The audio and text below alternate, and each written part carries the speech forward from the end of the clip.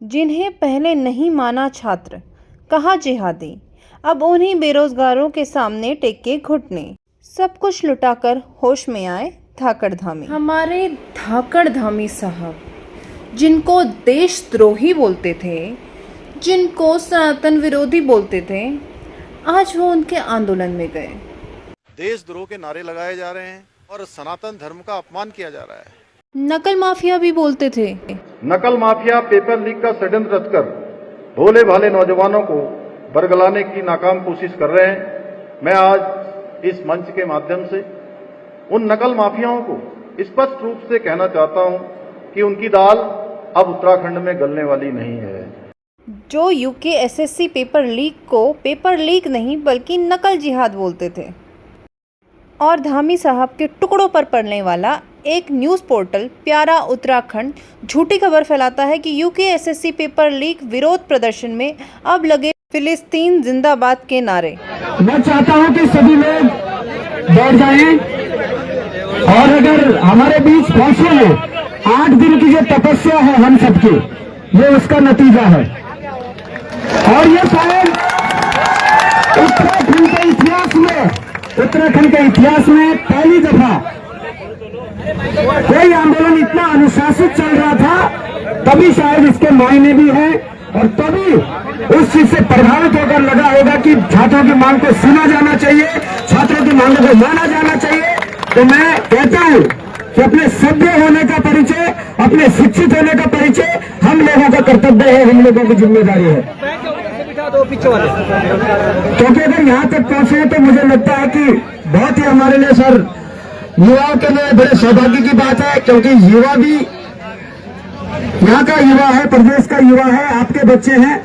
और हम पहले दिन से कह रहे थे कि मुख्यमंत्री जी अपने हृदय को बड़ा करें और बड़ा दिखा के आप इन युवाओं को अपने बच्चे मानकर इनको न्याय दें।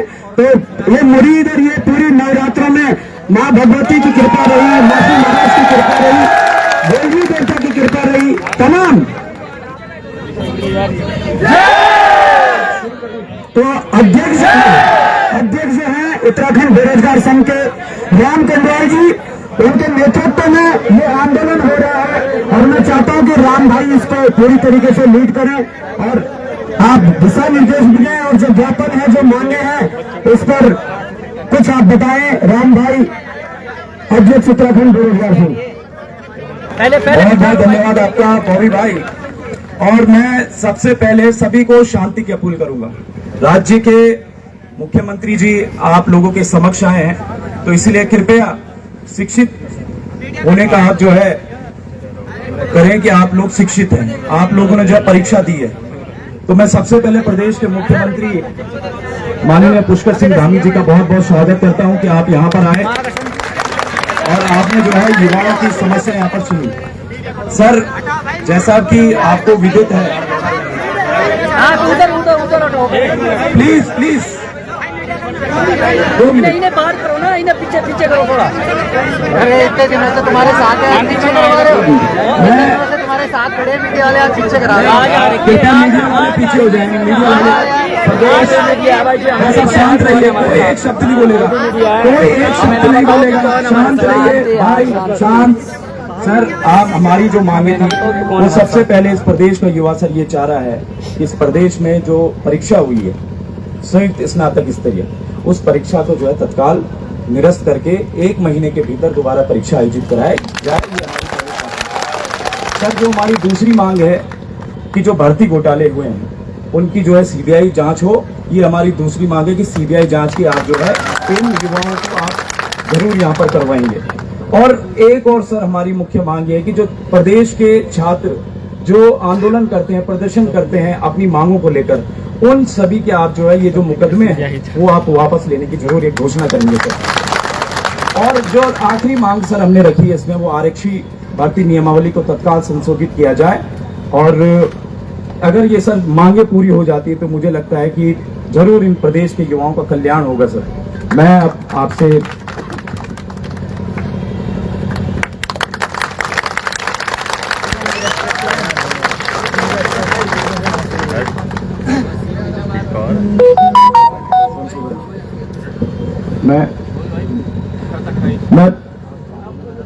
एक मिनट बोलने दो, बॉबी भाई को बोलने दो, बॉबी भाई को बोलने दो। देखिए, मैं बता रहा हूं कि उत्तराखंड बनने के बाद से ये सबसे बेहतर जीत किसी पार्टी की नहीं, किसी दल की नहीं, किसी व्यक्ति की नहीं, ये वो ईमानदार युवाओं की है जो ईमानदारी से परीक्षा देना जानता है। ये वो ईमानदार युवा और युवतियों की है, छात्र छात्राओं की है, जिन्होंने ऐसे जगह पर जहां अपने पूरे सड़क को घेर रखा था पर अनुशासनहीनता नहीं दिखाई, इस आंदोलन को बराबर बहुत अच्छे तरीके से चलाया। और मुझे लगता है कि इस आंदोलन का यदि राजनीतिकरण होता तो शायद युवाओं की बात ज्यादा नहीं मानी जाती। सीएम साहब तक अगर ये मैसेज पहुंचा हुआ होगा कि बिल्कुल अच्छे तरीके से प्योर छात्र आंदोलन में चल रहा था, छात्रों की जो मांगे थी उसी मांगों पर बात हो रही है, और इसीलिए शायद उन्होंने दिल बड़ा करके आप लोगों के समक्ष आए हैं। हम सबके लिए बड़ी बात है। और ये जो मांगे हैं, मैं चाहता हूं कि सीएम साहब अपने मुखाबिंदु से इन मांगों के लिए और जो ज्ञापन दिया है उसके लिए आप सबको कहेंगे। और मैं चाहता हूं कि अगर नवरात्रि चल रहे हैं और सीएम साहब पहुंचे हैं, आखिरकार प्रदेश की सबसे बड़ी कुर्सी और सबके मुखिया है, तो अगर बेरोजगार संघ में कुछ नवरात्रों के समय में, हाँ बहुत अच्छी बात है कि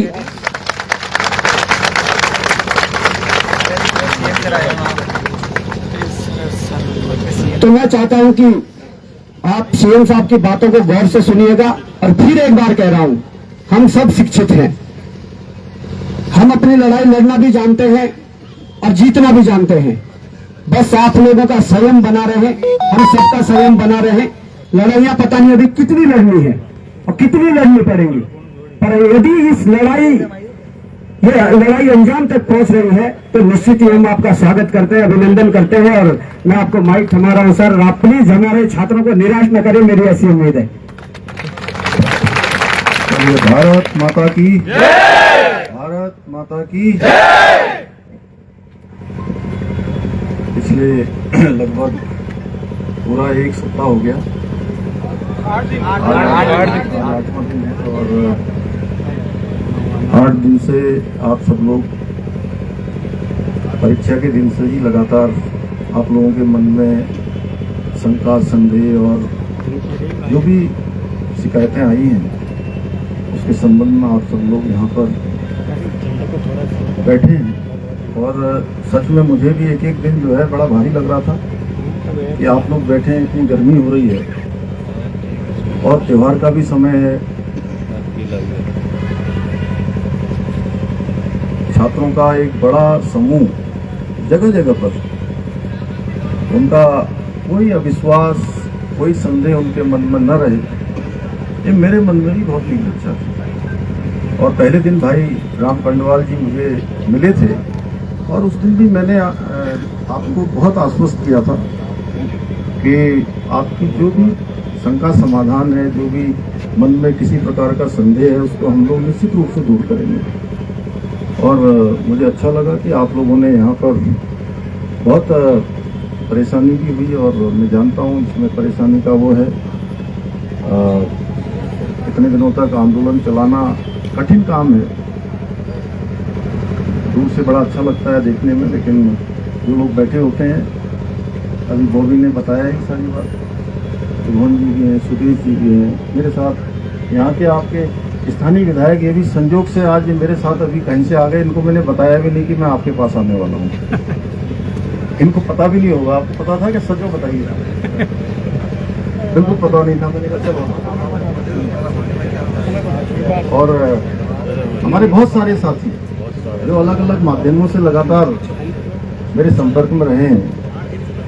देखिए, मेरा एक ही संकल्प है कि आप लोगों की जो परीक्षा भर्ती प्रक्रिया है वो पूरी तरह से पारदर्शिता पूर्ण होनी चाहिए, और ये मेरा संकल्प है। इस संकल्प को लेकर मैंने लगातार काम किया है।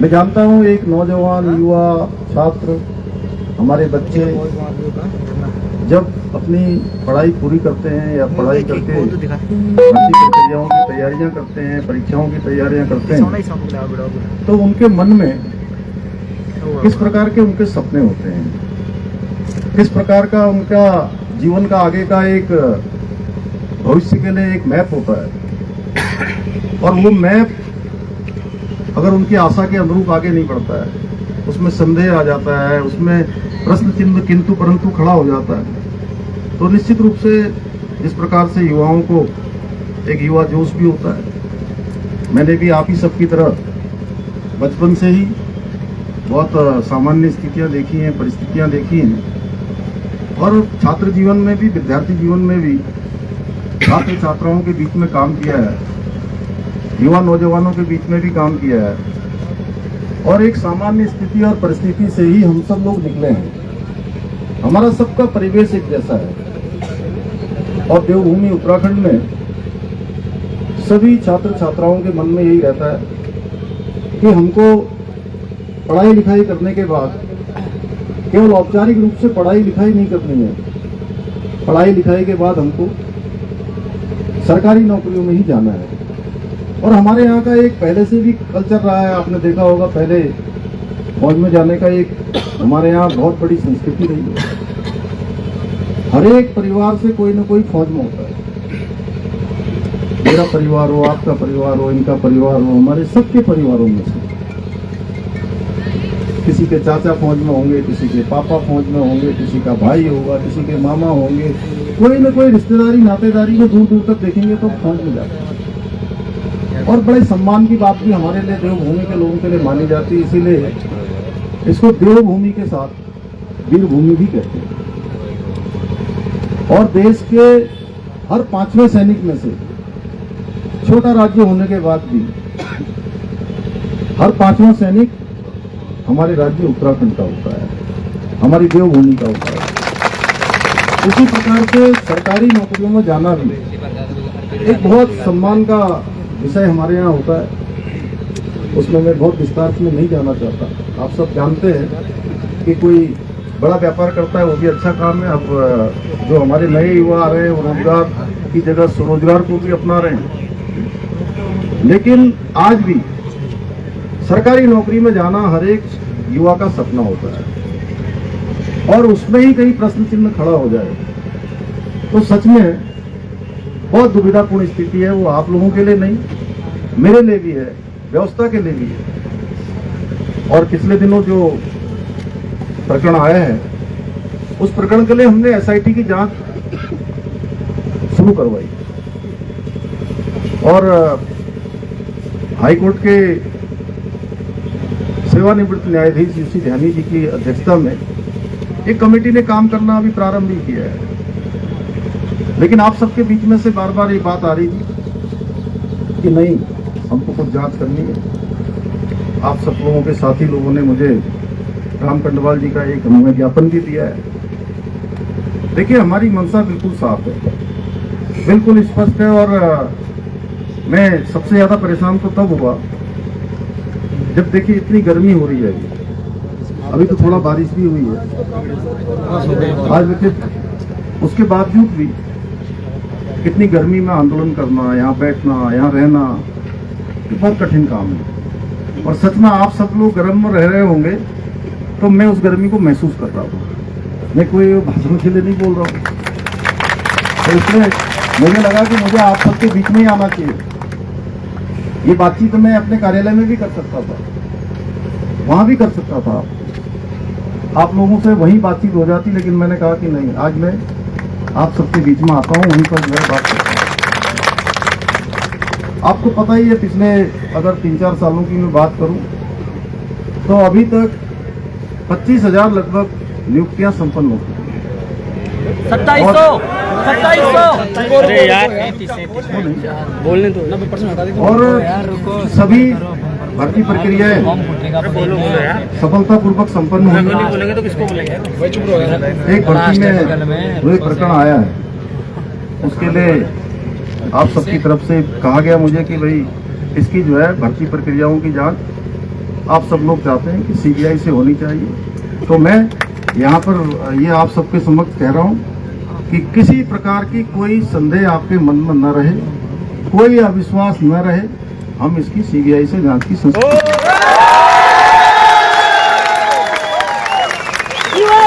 जिंदाबाद जिंदाबाद जिंदाबाद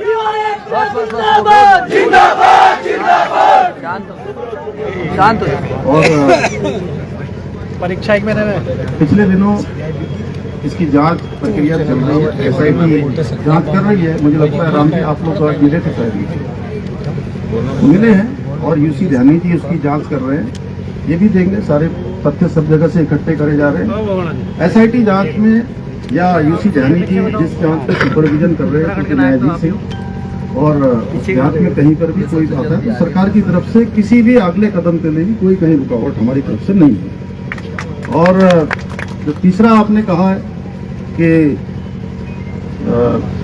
जो मुकदमे लगे हैं, मैं पहले भी कह चुका हूं और आज फिर कह रहा हूं कि जितने भी परीक्षा देने वाले जो भी हमारे बच्चे हैं, हमारे भाई बहन हैं, मेरे बेटे बेटियां हैं, उन सभी के मुकदमे जो भी परीक्षा में भाग लेंगे वो हम स्वतः ही कोई हो तो एक लिस्ट बना के आप हमको दे देंगे, हम उनके सारे मुकदमे वापस कर देंगे।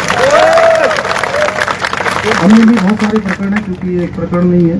अभी आपने भर्ती परीक्षा के बारे में कहा है, तो उसके बारे में जो भी बातचीत है हम लोग आपस में मिलकर कर लेंगे। और अब क्योंकि ये कोई एक दिन का काम नहीं है, एक प्रकरण था, इस प्रकरण की शुचिता बनी रहे, इसमें जो संदेह है वो संदेह दूर हो। और मैं आपसे कहना चाहता हूँ कि मैं बिल्कुल नहीं चाहता कि एक भी प्रश्न चिन्ह किसी भी भर्ती प्रक्रिया में कहीं पर खड़ा हो।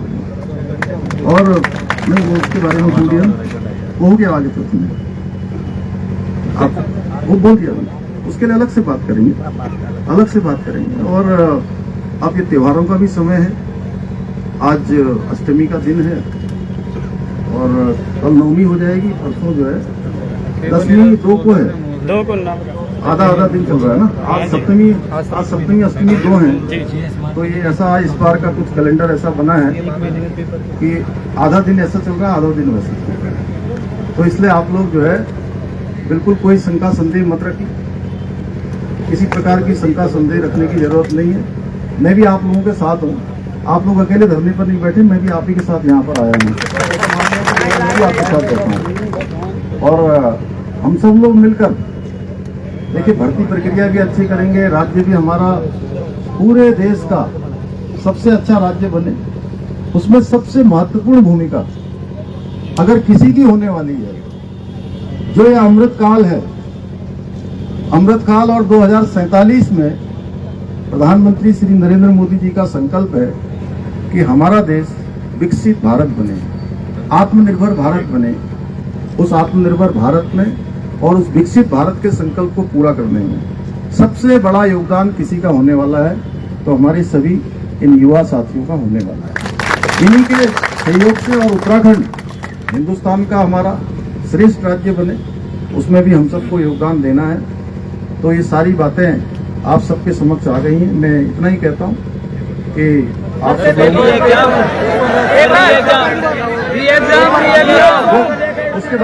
उसके बारे में मैंने कहा कि SIT की जांच हो रही है।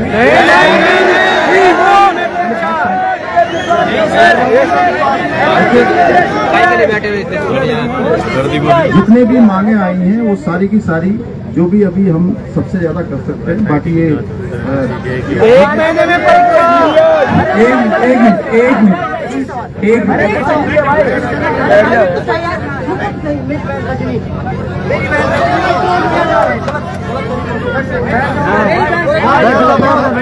बात कर लेते हैं, कोई नहीं। देखिए युवाओं के सवाल लेने और उनका जवाब देने CM साहब आए इतना बड़ा दिखाकर ना।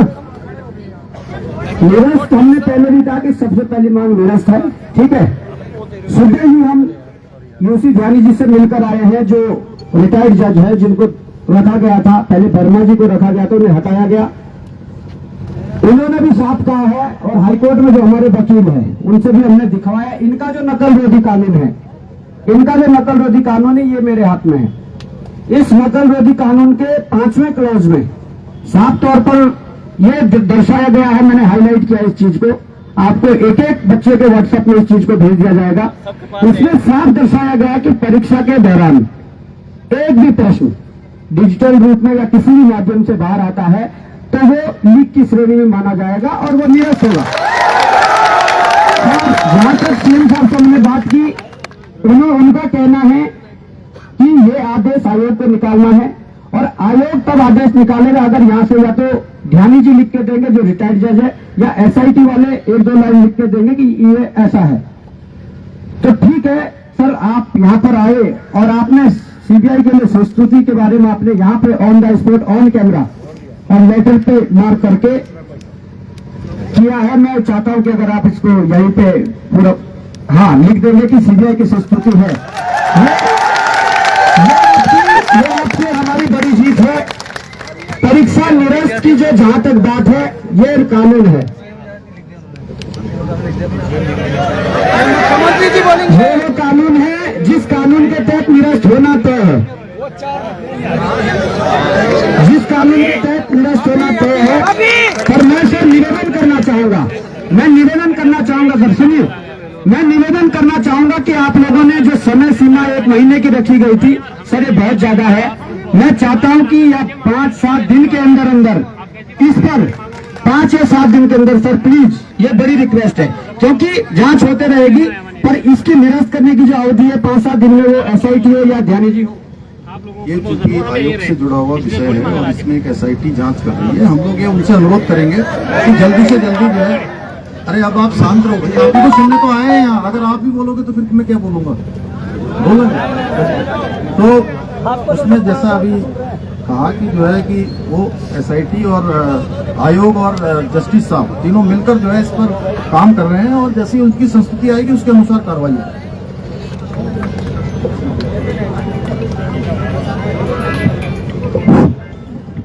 सर कुछ और मांगे जो युवाओं की, तो जो हम चाहेंगे कि आप उस पर विचार विमर्श करें। हरियाणा और राजस्थान लोक सेवा आयोग की भांति जो परीक्षाओं में प्रश्न पत्र एवं ओएमआर सीट में एक 5वें विकल्प की हम लगातार मांग कर रहे हैं, जिसमें जो है कि अभ्यर्थी को 5वां विकल्प दिया जाए और उसमें जो है अभ्यर्थी उसको करना अनिवार्य समझे। दूसरा, हमने यूकेएसएससी और यूकेपीएससी द्वारा आयोजित की जाने वाली परीक्षाओं में ओएमआर सीट जो होती है, ओएमआर सीट उसको कक्ष में ही, यानी कि परीक्षा कक्ष में ही सील करने का प्रबंध किया जाए, ताकि वो जो परीक्षा हॉल से बाहर आकर उस पर कोई छेड़छाड़ न कर सके। दूसरा, यहाँ से दोनों आयोगों में मुख्य अधिकारियों की तैनाती जो अधिकतम 3 वर्ष रहे, क्योंकि ये हमारा शासनादेश भी है, ये फॉलो होना चाहिए। और अंत में जो है उत्तराखंड लोक सेवा आयोग के जो अध्यक्ष का पद जो है पिछले 2.5 साल से खाली है, तो हम चाहेंगे कि माननीय मुख्यमंत्री जी उन पर भी संज्ञान लें, तो अच्छे से परीक्षाएं आयोजित हो जाएंगी। धन्यवाद। मैं एक बार फिर से माननीय मुख्यमंत्री पुष्कर सिंह धामी का बहुत बहुत आभार जताता हूं कि यहां पर आए और उन्होंने युवाओं की समस्या सुनी। एक बार जोरदार तालियां मुख्यमंत्री जी को।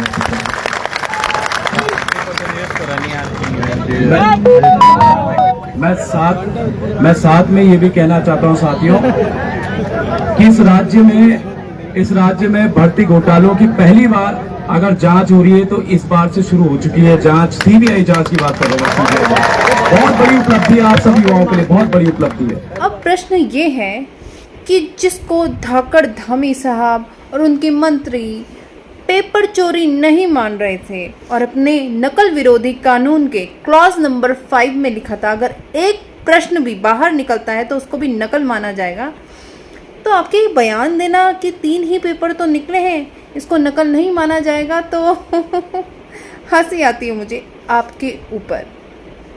चलो सही बात है कि आपने युवाओं को भरोसा दिलाया है कि आप सीबीआई जांच करवाएंगे, कार्रवाई करवाएंगे, तो आपके भरोसे पर जो आपने दिया है, ये आंदोलन कुछ दिनों के लिए स्थगित किया जा रहा है। तो आप ध्यान रखिएगा, अगर आपने अपनी कही हुई बात नहीं पूरी की तो आंदोलन दोबारा होगा, और कैसा होगा ये हम बता नहीं सकते, पर होगा ज़रूर, इतना बता सकते हैं।